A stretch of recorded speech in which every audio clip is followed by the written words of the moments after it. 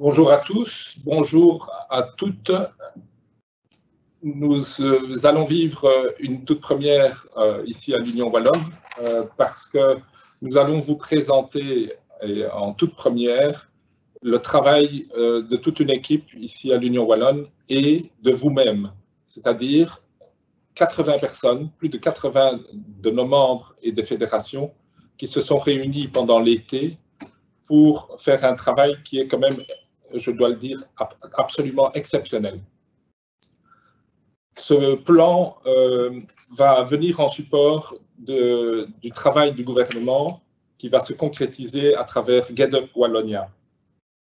Donc, ici à l'UE, il y a eu 2 temps dans lesquels nous avons travaillé. Tout d'abord, à court terme, les 35 mesures, nous n'allons pas revenir sur ces 35 mesures, mais vous les avez vues. Et enfin, ce que nous allons vous présenter aujourd'hui, ce fameux plan de redéploiement. Vous savez que la crise a été particulièrement difficile pour nombre d'entreprises. Il y a un dicton que l'on attribue à Winston Churchill, qui est de dire « Never waste a good crisis ». C'est ce que nous allons faire ici avec vous ce matin.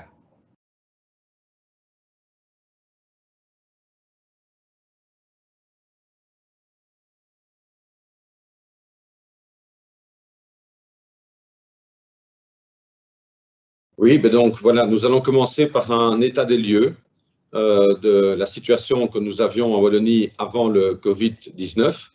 4 chiffres pour résumer cette situation. 56%, c'est la part de l'emploi privé dans l'emploi total en Wallonie. On est à 65% en Flandre. 9,1 salariés, c'est la taille moyenne des entreprises wallonnes, 11,8 en Flandre. 14,6%, c'est la part de l'industrie dans la valeur ajoutée. La Flandre, c'est 16,9%, et tout le monde sait bien que l'objectif européen est d'arriver à 20%. Et enfin, 23,3 milliards, c'est la dette consolidée de la région wallonne en 2019.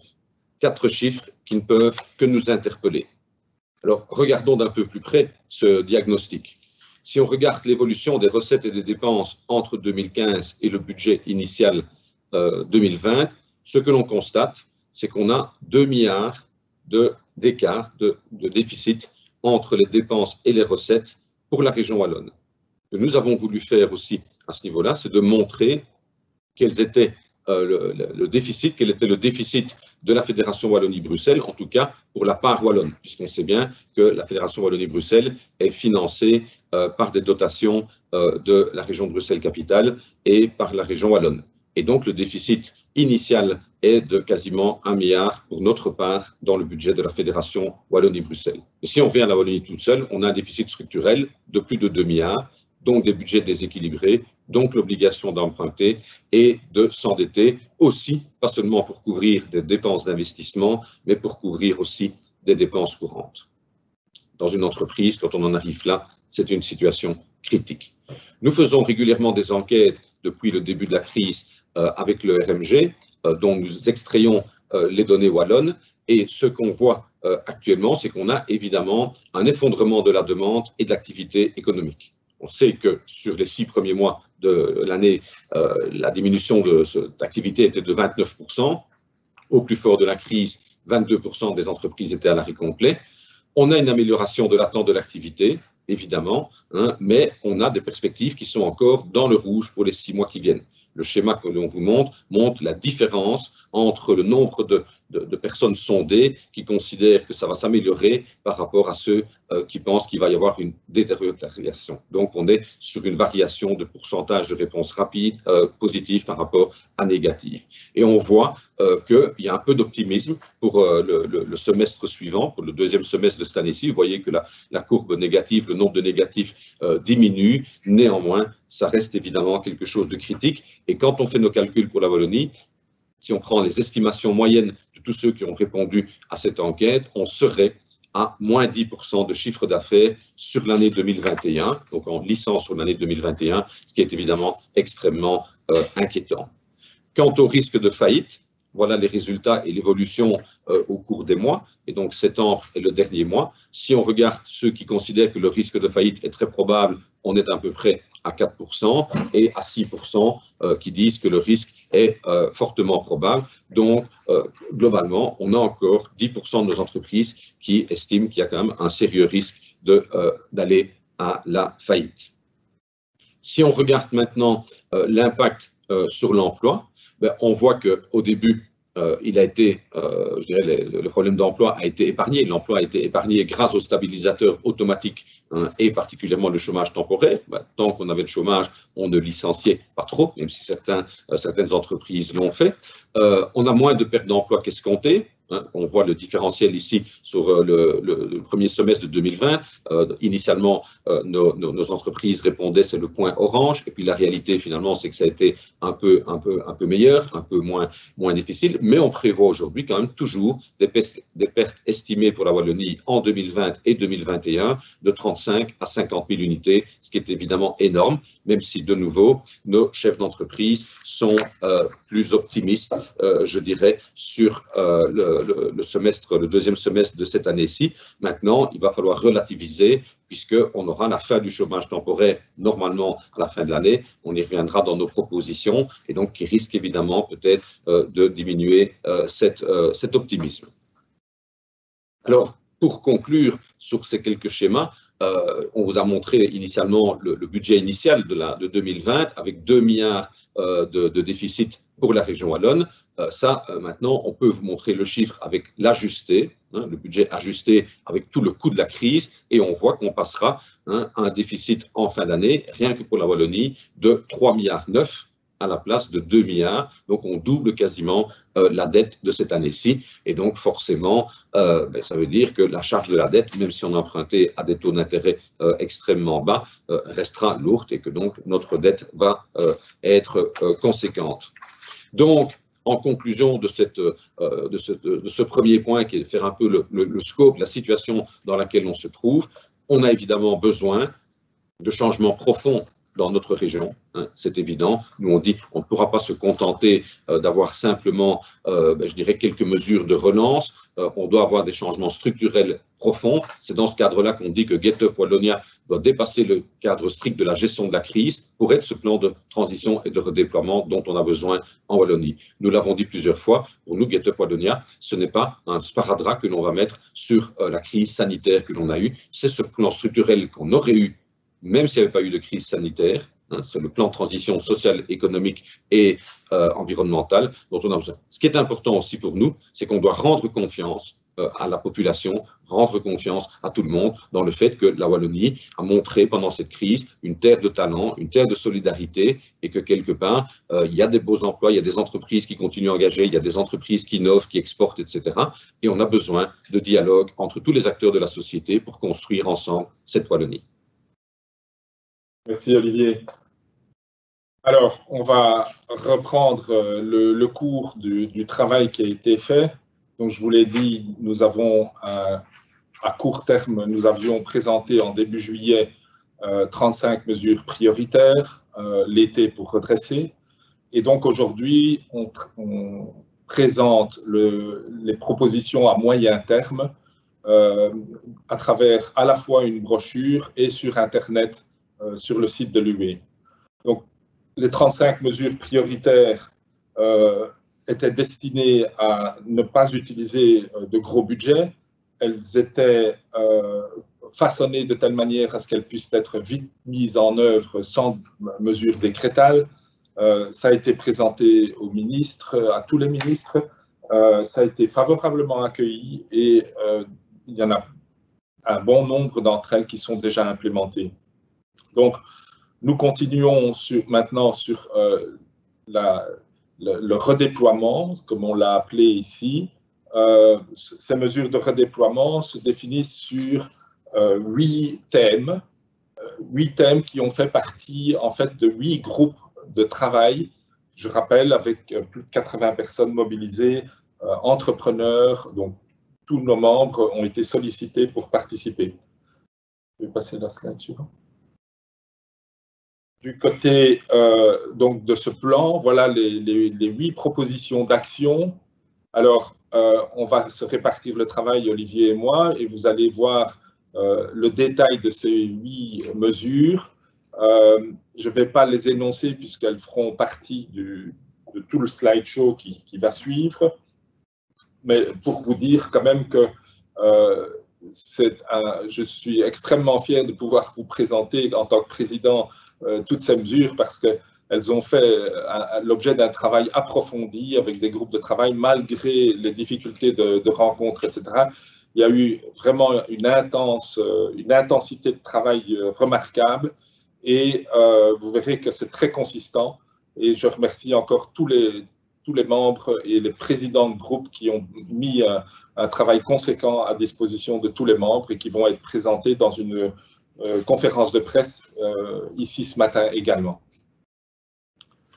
Merci Jacques pour cette introduction des 8 actions que de fait vous pourrez retrouver de façon détaillée sur le site uwe-for-wallonia.be. Vous pourrez télécharger un document de 40 pages qui reprend toutes ces mesures. Donc la première action que nous préconisons, c'est de mieux gérer. Mieux gérer, ça veut dire quoi? On l'a constaté en introduction, les finances wallonnes ne se portent pas bien, la crise va en rajouter une couche et donc on a besoin d'une meilleure gestion et d'une meilleure gouvernance. Alors nous avons résumé cela en 3 priorités. Première priorité, c'est, comme nous le disons dans un slogan, pas de tabou, osons le budget base zéro de manière totale et jusqu'au bout. C'est vraiment un point extrêmement important pour nous. On sait, d'après les calculs, les premières estimations qui sont faites, qu'on pourrait économiser 1,5 milliard de dépenses par an au niveau de la région wallonne. Et ce qu'on demande, évidemment, c'est que ce 1,5 milliard de dépenses ne serve pas à ressaupouldrer dans des actions à gauche et à droite, mais serve évidemment, d'une part, à alléger la dette, mais aussi à des investissements productifs. C'est extrêmement important. Deuxième mesure, c'est la simplification du paysage des structures publiques et l'optimisation de leur fonctionnement. On connaît la lasagne institutionnelle et administrative que l'on a en Wallonie et on doit absolument simplifier celle-ci, c'est évident.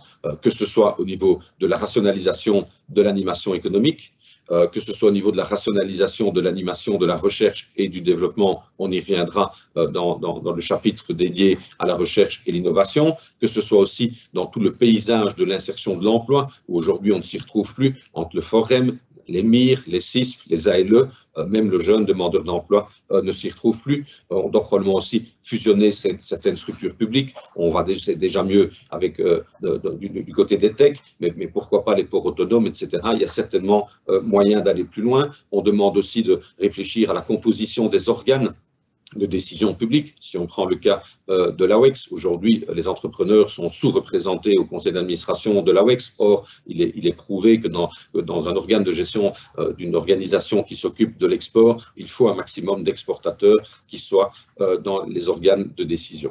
La troisième grande mesure que l'on demande, c'est la redéfinition de l'action publique régionale.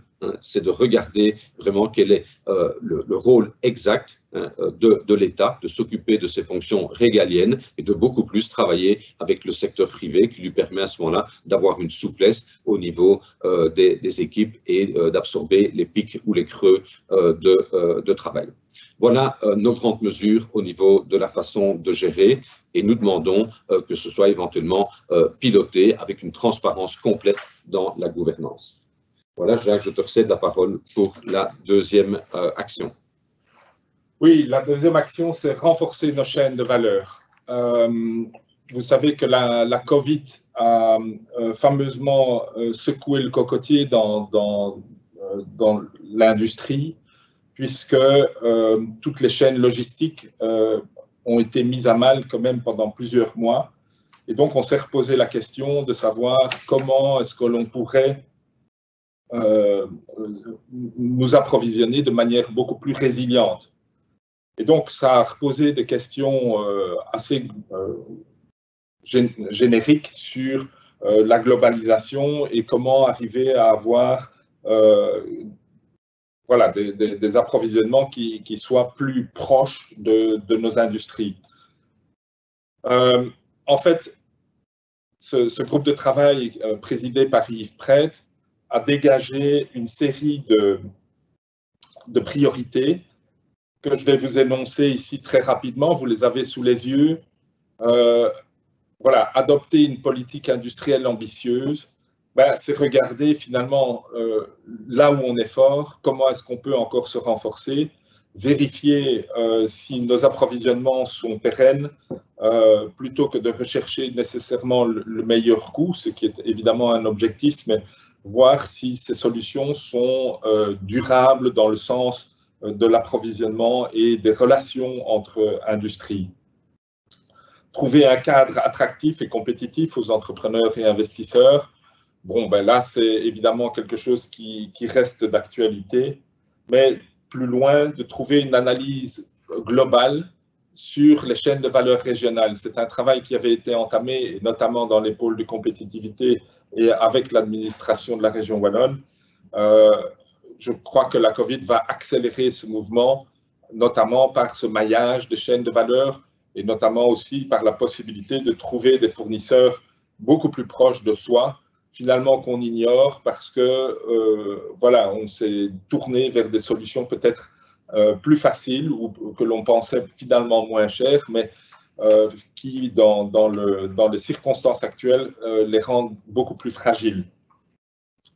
Voilà, alors d'autres mesures comme l'approche sectorielle ou quelque chose quand même qui est très important, c'est les outils numériques. On pourrait imaginer, et c'est une des recommandations que nous allons faire techniquement, que vous verrez détaillé dans le fascicule, c'est de créer une base de données de tout ce qui est produit dans nos régions de manière très proche, de telle manière à ce qu'on puisse s'y retrouver facilement dans tout ce qui est disponible de manière immédiate et donc avec une chaîne de logistique très courte dans nos entreprises. Voilà, ça c'est pour le point des chaînes de valeur. Et le troisième point, maintenant c'est à toi Olivier, innover à tout niveau. Voilà, merci Jacques. Alors, la troisième action, c'est de fait d'innover à tout niveau. On sait bien que pour une petite économie très ouverte comme sur le monde, comme l'est la Wallonie, la recherche, la R&D, l'innovation sont d'une importance cruciale pour le développement économique, mais évidemment plus largement pour l'ensemble de la société. Parce que les défis climatiques et également sanitaires et économiques auxquels nous faisons face imposent plus que jamais aux entreprises wallonnes d'accélérer leur transformation, leur innovation et leur transformation digitale. Alors voici quelques-unes des mesures que nous mettons en évidence, qui sont de nouveau détaillées de manière beaucoup plus complète dans le document, dans le plan de redéploiement complet. Évidemment, être attentif à la bonne allocation des moyens budgétaires qui sont disponibles et éviter la dispersion des moyens. On sait qu'on va pouvoir aller chercher de l'argent dans le Green Deal, dans les plans qui vont venir de l'Europe. Ultérieurement, on aura aussi les plans FEDER, FSE, etc. Il faut les allouer convenablement à des investissements, éviter le saupoudrage et avoir des investissements plutôt que de la consommation des moyens que l'on va aller chercher. Pour cela, il est extrêmement important de continuer le travail qui a déjà été entrepris, de réfléchir sur les stratégies RIS3, donc sur l'innovation stratégique, de bien définir les domaines d'innovation stratégique qui soient basés sur la réalité industrielle de la région, tout en les inscrivant dans le cadre des objectifs sociétaux. On doit aussi augmenter la part publique de la R&D. Aujourd'hui, les entreprises investissent énormément en R&D, mais on doit encore augmenter la part publique de celle-ci et justement bien allouer ses budgets.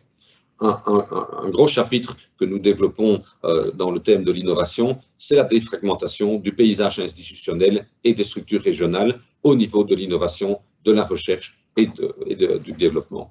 Et là, ce qu'on préconise, c'est cette défragmentation avec un slogan qui est de dire « un IMEC wallon, s'il vous plaît ». Alors, c'est une image, évidemment. On ne veut pas nécessairement se retrouver avec l'équivalent de ce qu'on a en Flandre, un organisme unique de 4000 personnes. Mais ce dont on a besoin, c'est d'avoir des centres de recherche qui soient forts, visibles, qui aient une réputation internationale. Et aujourd'hui, une bonne partie de nos centres de recherche n'ont pas la taille critique pour y arriver, et il y en a 19 aujourd'hui en Wallonie. 19, c'est beaucoup trop, et on pense qu'on doit défragmenter, rationaliser à ce niveau-là. On doit conforter aussi notre place dans la R&D, c'est évident, et notamment en maximisant la participation des Wallons au programme de recherche européen. Je pense qu'on doit, si on veut alléger le budget wallon qui est consacré à la recherche, ou en tout cas alléger le budget global de la Wallonie et aller chercher ailleurs, c'est utile de bien s'insérer dans les programmes de recherche européens. Horizon Europe, à partir de l'an prochain, c'est 100 milliards d'euros pour l'Europe, pour la recherche. Allons chercher un maximum à ce niveau-là. Et vous savez que l'Union wallonne des entreprises a la chance d'héberger dans son équipe la cellule NCP, qui est le National Contact Point, pour tous ces programmes européens. Alors évidemment, on ne peut pas passer à côté de l'impact de la digitalisation de l'économie, qui est évidente aussi pour les entreprises. Et là, il y a des tas d'efforts qu'il faut prolonger, tout ce qui est la maturité numérique des entreprises. Et l'ADN, l'Agence du numérique, dans son cadre de son programme Digital Wallonia, va bientôt sortir un outil de maturité numérique, qui sera donc un outil de diagnostic pour les entreprises, d'être capable de s'évaluer par rapport à leur degré de maturité numérique. Je pense que c'est extrêmement important. Et après, de pouvoir rentrer dans les plans tels qu'Industrie 4.0, etc. Il y a aussi un outil qui est en train d'être mis en place qui va permettre d'évaluer les compétences digitales de ses collaborateurs. C'est un point aussi extrêmement important, et de pouvoir programmer derrière des programmes d'upskilling, de reskilling des collaborateurs par rapport à leurs compétences numériques. Évidemment, qui dit digitalisation, dit aussi connectivité sur tout le territoire wallon, et donc on recommande évidemment de déployer à la fois la fibre optique, mais aussi la 5G. Je terminerai juste par un mot sur le télétravail, qui a un impact évidemment fort sur la digitalisation. Profitons aussi des capacités de télétravail et de ce que la digitalisation nous apporte, en sachant aussi que le télétravail, outre les aspects organisationnels, aura un impact énorme sur la mobilité des entreprises, puisque si toutes les entreprises qui peuvent faire du télétravail arrivaient à 2 jours de télétravail par semaine, ce qui a été calculé par nos fédérations, on arriverait à une diminution du trafic de 7% et aux heures de pointe de 15%, ce qui résoudrait une bonne partie des problèmes de mobilité. Voilà, je repasse la parole à Jacques pour la partie investissement. Merci, Olivier. Alors, investir. Vous savez que l'Europe est en train de construire un plan qui se dénomme le Green Deal, un plan d'investissement qui normalement devrait apporter au pays plus de 6 milliards d'investissements. Il s'agit maintenant que ces investissements portent beaucoup plus sur des investissements productifs et de conversion, plutôt que d'investir dans des investissements de consommation sans réel lendemain pour la région. Le redéploiement devrait aussi se baser sur des investissements et des infrastructures publiques de qualité. Je pense notamment au bâti, à l'économie d'énergie. Il y aura un gros volet qui sera consacré à ce genre d'investissement. Après les investissements productifs, il y aura aussi les infrastructures, notamment infrastructures partagées R&D, hub logistique, plateforme d'innovation. Vous savez que l'on a déjà fait des efforts considérables en région wallonne et il faudra continuer à rendre ces efforts beaucoup plus pertinents encore et les mettre en réseau. Enfin, des investissements qui rendent plus efficaces encore nos fonctions régaliennes du gouvernement wallon, notamment la digitalisation de la justice, de l'enseignement.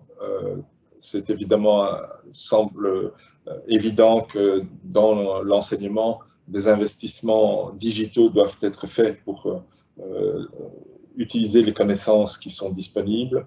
Et enfin, et peut-être pas du tout le moindre, les investissements dans le secteur de soins de santé qui ont été vraiment mis extrêmement sous tension ces derniers mois. Un dernier point sur les investissements, c'est la slide suivante, c'est la réhabilitation des friches. Je crois qu'il y a nous avons un terrain, ou plutôt un territoire extrêmement étendu par rapport à la Flandre. Nous savons que nous disposons de beaucoup plus d'espace. Néanmoins, notre histoire a fait qu'il y avait beaucoup beaucoup de friches industrielles de grande taille. Et je pense que la région doit être convaincue qu'elle doit réutiliser ce n'est pas une affaire de paysage, c'est une affaire de réellement disposer de surfaces nouvelles et donc de réhabiliter ces friches. Et ce que l'UE propose, c'est de créer un véritable cluster industriel autour de cette question de réutilisation des espaces industriels en friche. Voilà, je pense qu'on peut passer au point suivant. Oui, Jacques, la 5e action, c'est être une région leader en matière de durabilité. Alors pour nous, redéployer, c'est être une région leader en matière de durabilité. Nous avons mis en évidence 2 grandes actions phares ici, mais il y en a évidemment d'autres dans le document. La première, si on peut la résumer par un slogan, c'est « Stop aux passoires énergétiques dans le bâti wallon ». On sait bien qu'aujourd'hui, quand on regarde le bâti wallon, il y a vraiment des problèmes en termes de consommation énergétique. Et donc, il faut cette volonté de rénover et de renouveler le bâti wallon, tant privé, et c'est notamment l'objet du programme Réno Plus qui est en train d'être mis en place et qui doit vraiment travailler dans ce domaine-là, que dans le secteur public. C'est un point extrêmement important et là, ce sont des investissements importants que la région wallonne peut faire et qui sont évidemment avec un impact sur la consommation énergétique, mais aussi sur le développement économique et social puisqu'ils sont créateurs d'emplois. Donc ça, c'est un premier axe extrêmement important pour nous.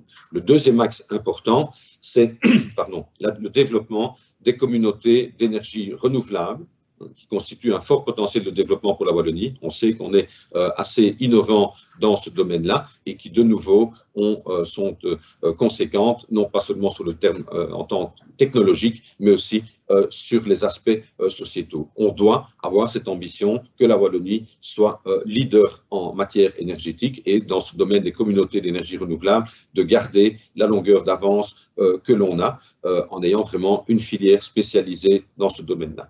À côté de ça, il est important aussi d'investir dans tout ce qui sont des projets majeurs qui permettent de rendre l'énergie climatiquement neutre. Et on doit à ce niveau-là développer des capacités de production, de stockage d'énergie neutre en carbone, notamment avec les combustibles alternatifs. Et de nouveau, on voit ce qu'on fait au niveau de l'hydrogène. On voit qu'on a pas mal d'initiatives dans ce domaine-là. On doit vraiment devenir des leaders et continuer à investir dans ces 2 segments, outre les communautés d'énergie renouvelable, dans tout ce qui est production et stockage d'énergie neutre en carbone.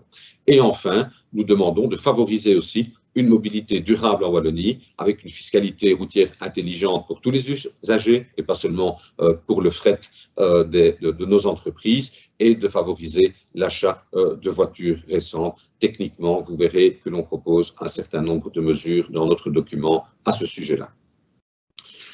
Je passe la parole à Jacques maintenant pour notre 6e action. Oui, la 6e, donc l'avant-dernière, miser sur le capital humain. On est évidemment très, très demandeur pour arriver à adapter le marché du travail sur les besoins socio-économiques, sur les besoins environnementaux et sanitaires. En fait, nous avons mis quatre axes prioritaires. Le premier, c'est orienter les jeunes vers les métiers en demande et en émergence. Bon, il n'y a pas grand-chose de nouveau là-dedans, si ce n'est qu'on voudrait bien arriver à mobiliser les jeunes dans leur orientation. Une fois orientés, d'arriver à bien choisir les formations adaptées et créer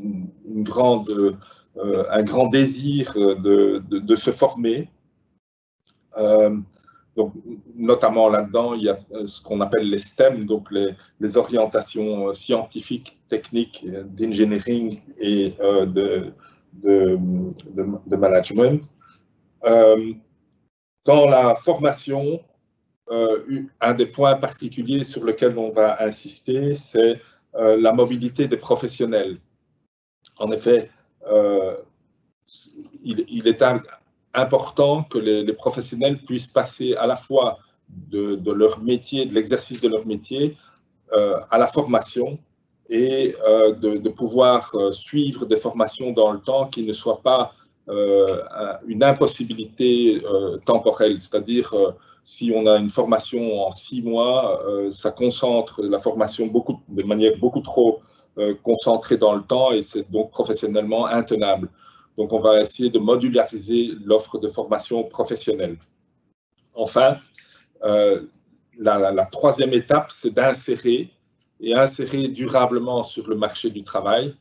Bon, ben là, il y a plusieurs solutions relativement faciles à mettre en œuvre, telles que le chèque formation carrière, pour arriver à, évidemment, modulariser cette formation en fonction de ce qu'on a besoin, de ce qui attire et de ce qui est nécessaire. Il y a une deuxième possibilité de plan de formation dans l'entreprise durant les périodes de suspension de contrat de travail. Donc, ça, ce qui permet alors évidemment une réorientation dans les métiers recherchés. Un dernier point qu'Olivier a déjà souligné, c'est la stratégie numérique pour l'éducation en Fédération Wallonie-Bruxelles. Il y a une agence Digital Wallonia qui a déjà pignon sur rue. Donc, continuer à augmenter l'équipement professionnel dans les centres d'enseignement, améliorer la connectivité et enfin, donc, favoriser les formations professionnelles au sein de ces entités d'enseignement. Reste la 7e axe. Alors, la 7e action, c'est d'accompagner les entrepreneurs et les travailleurs. Et ça, ce sont des mesures qui s'adressent principalement au gouvernement fédéral. Pour nous, redéployer à ce niveau-là, c'est accompagner les entrepreneurs et les travailleurs pour traverser cette crise inédite. Ce qui est important, c'est d'abord de bien cadrer quelles entreprises devront être ciblées.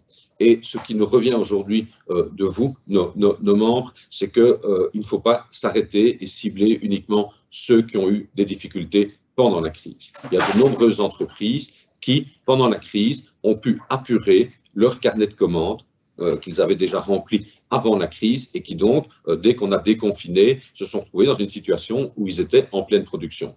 Et maintenant qu'ils arrivent au bout de leur carnet de commandes, ils constatent que celui-ci est en train de diminuer, que la demande n'est plus là. On l'a vu dans les slides de diagnostic au départ, et c'est maintenant, et seulement maintenant, qu'ils se retrouvent en crise. Mais ce sera vrai aussi pour certains qui ont encore un carnet de commandes qui est plein jusqu'à la fin de l'année. Je pense notamment au secteur de la construction, qui a en général un carnet de commandes bien rempli jusqu'à la fin de l'année. Mais ce secteur nous alerte en disant, on voit que ça se remplit déjà moins vite pour le premier trimestre de l'année prochaine. Donc ça veut dire que les entreprises seront seulement en situation de crise à partir du début de l'année prochaine. Et donc, ce qu'on demande aux autorités, c'est de ne pas limiter leurs aides et leurs accompagnements aux seules entreprises qui auront été touchées pendant la crise, mais à celles qui le seront encore trimestre par trimestre, en espérant évidemment qu'il y en ait le moins possible. Alors, on a identifié 7 ou 8 mesures qui se rapportent à ça, en demandant évidemment que les autorités soient partenaires des entreprises et en demandant aussi que ça percole jusque dans les administrations.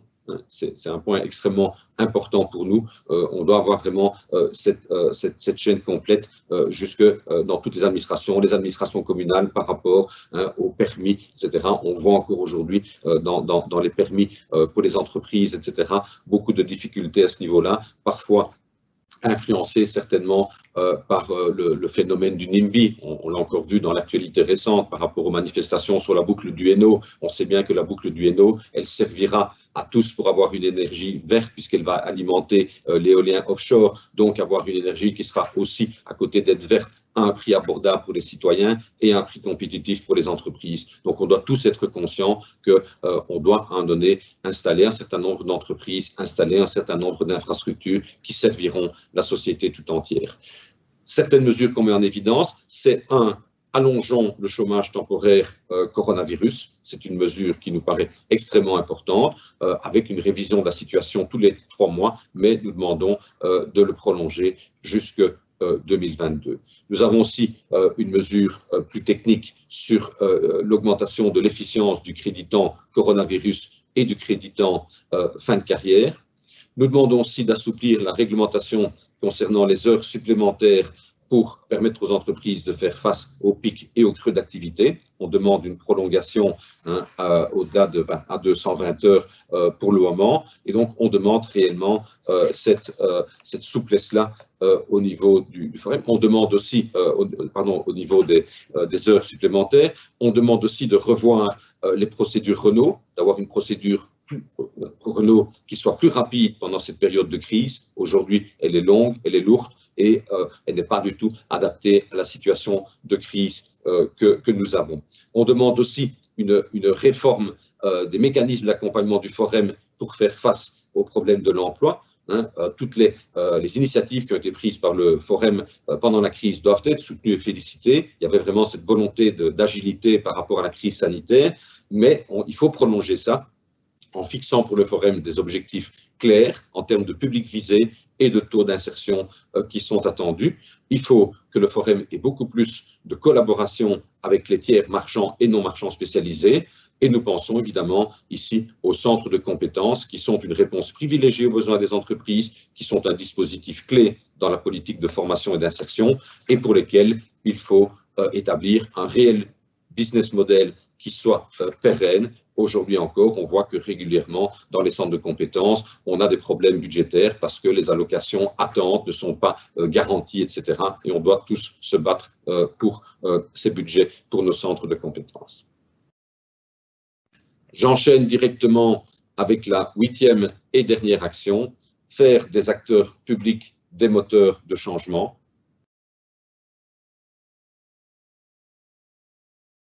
Les autorités publiques locales et wallonnes et les pararégionaux sont en contact permanent avec nos entreprises. C'est un lien qu'on doit avoir avec eux et donc on a besoin aussi d'actions à ce niveau-là. Ce que nous demandons, c'est d'avoir une énergie abordable, disponible et durable.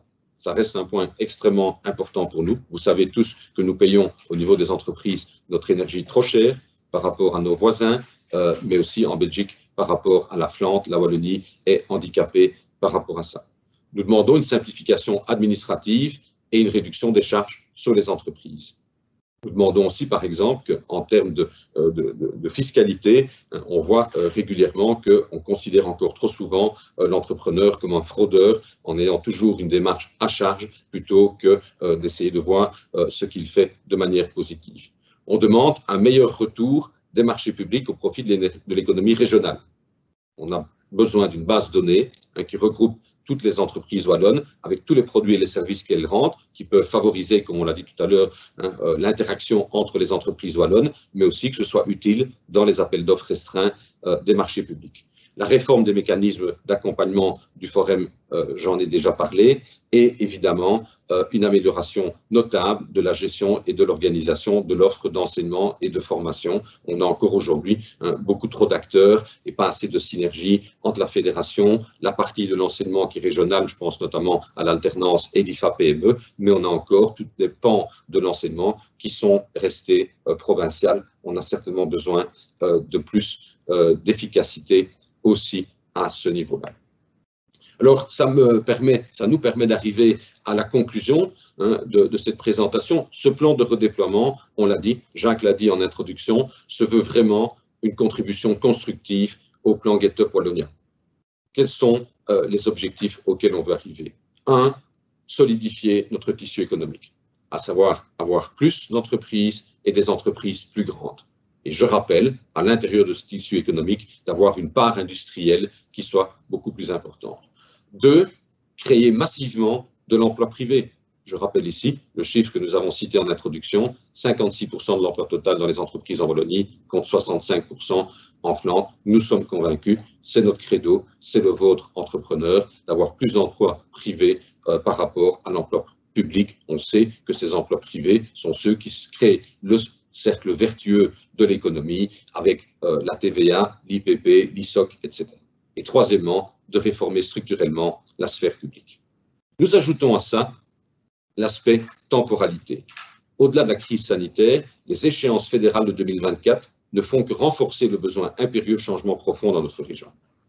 On peut être qu'alerté parce qu'on vient de vivre au niveau fédéral. 500 jours sans gouvernement. Des difficultés à le faire. Tout le monde sait bien que ça a failli capoter. Tout le monde sait bien que ce gouvernement a une confiance difficile. Voilà, quand on voit les statistiques qui ont été, les enquêtes qui ont été présentées la semaine dernière, on voit que le citoyen n'a pas confiance, déjà avant de commencer, dans ce gouvernement fédéral. C'est plus flagrant en Flandre. On sait bien que la représentation flamande dans le gouvernement fédéral est minoritaire, mais c'est vrai aussi en Wallonie. Ce qui est interpellant quand on voit ces sondages, c'est aussi de voir que plus de la moitié des jeunes n'ont même pas ni un aspect, une attitude positive ou négative, un avis positif ou négatif vis-à-vis de ce gouvernement fédéral, mais simplement n'ont pas d'avis. Ils s'en foutent. Je pense que ça doit nous interpeller. Mais on sait aussi que la composition du gouvernement fédéral et toutes les tensions qui ont eu lieu vont avoir un impact sur les prochaines élections en 2024. On aura certainement plus de matières qui seront régionalisées, on aura une réforme institutionnelle, c'est évident. Et on doit se préparer à ça. On ne doit pas oublier qu'à partir de 2024, on va avoir la fin des transferts progressifs vers la Wallonie. Alors, aujourd'hui, je pense qu'on ignore un peu cette partie-là. Ou bien on se dit, oui, mais c'est pas grave, hein. C'est 60 millions en 2024, c'est 60 millions en plus l'année suivante, 60 millions en plus l'année suivante, oui. Mais si on fait 60 plus 120, plus 180, plus 240, au bout de 10 ans, puisque ce sera progressif pendant 10 ans, on a fait le calcul, on arrive à 3,3 milliards sur 10 ans. Donc si on les divise par 10, on arrive à une moyenne de 330 par an. En sachant qu'à partir de la 11e année, on sera à 600 millions en moins par an, de manière systématique, soit 4% du budget actuel de la région wallonne. Et donc, si on n'est pas une économie forte à ce moment-là, on va vraiment avoir un problème. C'est pour ça que le slogan de notre conférence de presse tout à l'heure sera « La Wallonie n'a plus de joker ». Il est grand temps d'avoir toutes ces réformes aujourd'hui. On ne peut plus se permettre d'attendre, d'hésiter et de tergiverser. On doit se reprendre en main, on doit redonner force à nos acteurs et avoir des objectifs atteignables pour, premièrement, redevenir une des régions les plus compétitives d'Europe, viser un taux d'activité de 80% et, troisièmement, contribuer aux objectifs de réduction des gaz à effet de serre. Ces objectifs doivent être poursuivis avec rigueur et vigueur dès à présent. Alors, nous avons eu un certain nombre de slogans pendant cette présentation. On les a résumés aussi sur un slide. Je pense que ce sont des messages que l'on peut retenir. Je ne vais pas tous vous les répéter ici. Renforçons nos chaînes de valeur. Énergie, Wallonie, leader en termes d'énergie. Faire de l'année 2021 l'année du numérique. C'est aussi une proposition que l'on fait. On a vu l'impact que l'on met sur la digitalisation des entreprises, de l'enseignement, comme Jacques l'a souligné. Faisons de l'année 2021 une année du numérique. On a parlé des passoires énergétiques dans le bâti wallon. Avoir un territoire connecté et intelligent, boostons notre enseignement et notre formation tout au long de la vie, créons un véritable cluster industriel de la réhabilitation, 0 emploi vacant en 2024, osons sans tabou le budget base zéro jusqu'au bout et un IMEC wallon. Mais nous voudrions aussi terminer ce webinaire, cette présentation, en donnant un signe de confiance à tout le monde. Je pense qu'au-delà de ce qu'on vit dans la crise et du caractère anxiogène que l'on peut y retrouver parfois, au-delà des difficultés, on doit rappeler quand même que des entreprises et leurs collaborateurs travaillent, et on l'a vu pendant la crise, on peut résumer ça en talent et solidarité, on l'a vu tout au long de la crise, des entreprises aujourd'hui continuent d'engager, continuent d'innover, de mettre en œuvre la transition, continuent à performer à l'international. Autorités et entreprises doivent mettre tous ces éléments pour que les citoyens retrouvent confiance dans leur région et dans ces acteurs économiques. Et un message que nous voulons passer aussi, c'est que nos jeunes, on espère qu'ils vont se tourner beaucoup plus vers nos entreprises, avec la possibilité pour eux d'y développer les projets wallons de demain et de contribuer donc à cette triple transition sociale, économique et environnementale que eux veulent aussi, et qu'un vent d'optimisme nécessaire souffle sur nous tous, sur toute notre région. Et l'UE sera un partenaire du gouvernement wallon, tant pour préciser et mettre en œuvre ces réformes utiles que pour porter ce message de confiance. Alors tout cela, vous allez pouvoir le retrouver sur le site que nous avons mis en ligne ce matin, un site dédié à ce plan de redéploiement qui s'appelle ueforwallonia.be. Vous retrouvez toutes les vidéos de présentation de différents responsables des groupes de travail. Vous retrouvez tous les messages que nous venons de passer, le PDF à télécharger. Vous retrouverez aussi les 35 mesures que nous avions lancées au début de l'été, au début juillet. Vous retrouverez aussi le diagnostic budgétaire que nous avons fait et la situation en termes, je dirais, d'enquête auprès de nos entreprises. Toutes ces informations se retrouvent sur ce site spécial. Voilà, il nous reste à vous remercier de votre participation nombreuse à ce webinaire. Nous allons maintenant, dans quelques minutes, passer dans une conférence de presse. Donc, vous nous retrouverez donc dans la presse aujourd'hui et demain pour les commentaires sur ce plan de redéploiement de l'Union wallonne des entreprises. Et je cède la parole à Jacques pour clôturer ce webinaire. Voilà, c'était peut-être un peu touffu, c'était dense. Ça montre quand même la mobilisation qu'il y a eu autour de ce plan de relance et à la fois pour nos membres, mais aussi pour toute l'activité économique wallonne.